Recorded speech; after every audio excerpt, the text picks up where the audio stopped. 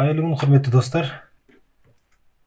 Біз алдыңғы сабақта бірінші қадамды үйренген болатынбыз. Рубик текшесін құрастыруда, яғни ортасы сары, жан жағына ақ қабырғаларына келген болатынбыз. Егер де бірінші қадамды көрмеген жандар болса, көруге болады. Мен арнама кіріп, немесе сілтемесін жоғарыда қалдырып кетемін. Енді келесі қадам, бүгін біздер екінші қадамды үйренетін боламыз.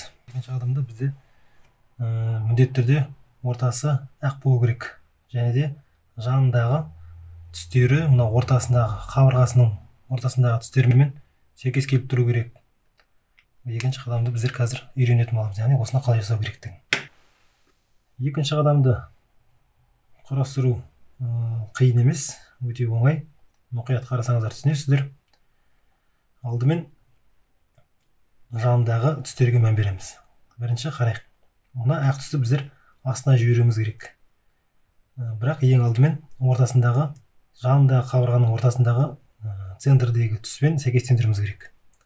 Ол үшін мына астындағы екі қабатты бұраймыз. Бұрап, яғни мына қызыл түс болса, сол қызыл мен қызыл сәйкестендіруіміз керек. Мынау мысалы қызғылт сары келмейді. Мына ортасындағы түс жасыл түс, бұл да келмейді. Тағы бұрайтын болсақ, қызыл түс келді. Осылай бір қабырғаны келтіргеннен кейін бұны бұрап, яғни ақ түсті астына жібереміз. Себебі сары түске қарама-қарсы міндетті ақ түс болады. Яғни астына жібердік. Біреуі орындалды. Сосын Рубик текшесін көбекті, яғни бұлай айналдырамыз. Айналдырып, келесі қабырғасын қарайық. Мысалы, жасыл мен жасылында келіп тұр. Бұны бұрап келтіріп қажет жоқ. Ол өзі келіп тұр, өзінің орнында тұр. Бұны төмен қарай түсіріп жіберсек, осы қабатты жетіп жатыр. Келесі қабырғасын қарайық. Бұнда көк түс екен. Ақтың жанындағы көк түс. Көк түсті мына ортасындағы центрмен сәйкестендіруіміз керек. Яғни қызғылт сары келмейді. Жасыл түс келмейді. Яғни астына екі қабатты қатар бұраймыз. Көк түс мен қызыл түс келмейді. Міне көк түс келді ортасындағы центрмен.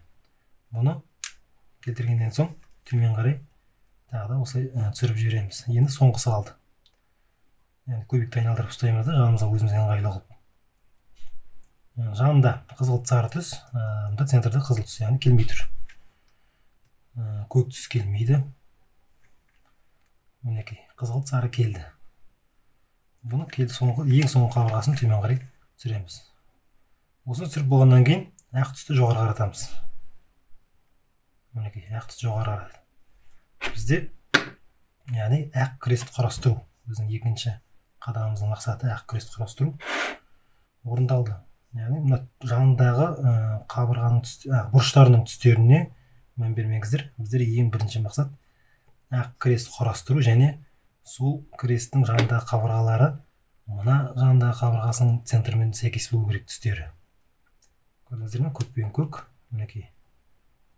Қызыл мен қызыл, жасыл мен жасыл, қызғылт сары, қызғылт сары. Біздер бүгінгі сабақта екінші қадамды үйрендік. Назарларыңызға көп рахмет. Арнаға тіркеліңіздер, ұмытпаңыздар. Қоңыраудың суретін басуды ұмытпаңыздар. Қоңыраудың суретін бассаңыздар, келесі бейне сабақтардың шыққанын дер кезінде көре аласыздар. Рахмет, сау болыңыздар.